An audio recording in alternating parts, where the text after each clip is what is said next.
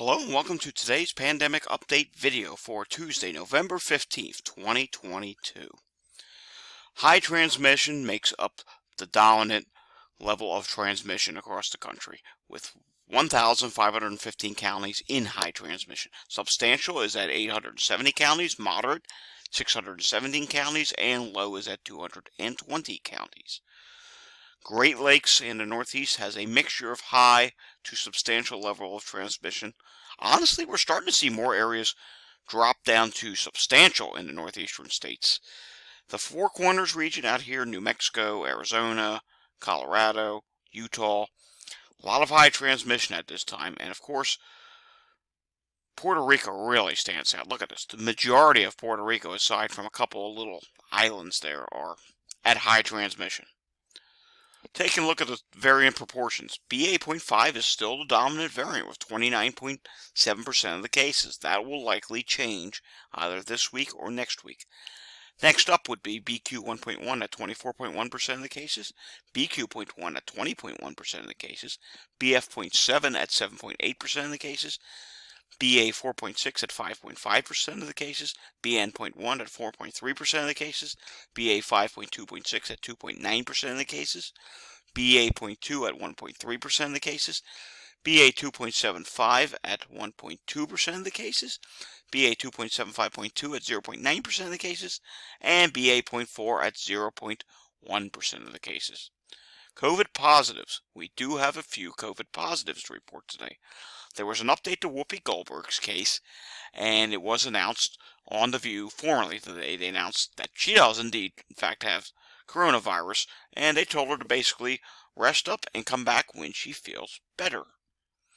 Then you come down here, you get Rabbi Jack Zanaroff, hopefully I'm pronouncing that correctly, of Long Beach, New York. He has tested positive. Then you come down here and you get the Pakistani Prime Minister Shah Bazif Sharif tested positive. He is 71 years old, and believe it or not, this is his third time having coronavirus. And I found out that his previous cases were as follows: June 11th, 2020, and January 18th of this year, 2022.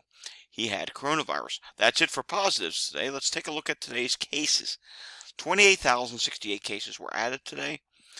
293 deaths added today. 2.5 million tests added today. Wow. That's likely a backlog from somewhere. And wherever that was, some cases were likely not included in today's total, potentially. Hospitalizations. 27,625 people are in the hospital. That is up by 638.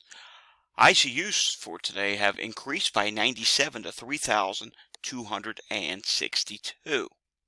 Alright, taking a look at the cases. New York State, 3,131 cases. Illinois, 1,862 cases. That is up by 25.4%. Michigan, weekly total, 12,860 cases. New Jersey, 1,803 cases. Virginia, 2,896 cases. Wisconsin, 927 cases. Maryland, 1,907 cases. Connecticut, 846 cases. New Mexico, 807. West Virginia, 228. New Hampshire, 389. Montana, 53. And Maine, 359 new cases. Speaking of New York State, which we already looked at for cases, and they did have 3,131 cases, unfortunately, the positivity on the state level did rise a good amount today. It's now up to 7%. It was just about 6% yesterday. So that's a pretty significant rise. And also, if you were watching yesterday's video, they had 2,714 people in the hospital.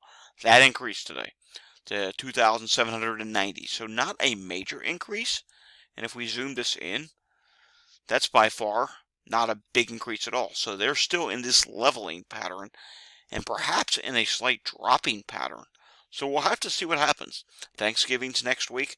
Anyone's guess what will happen after Thanksgiving?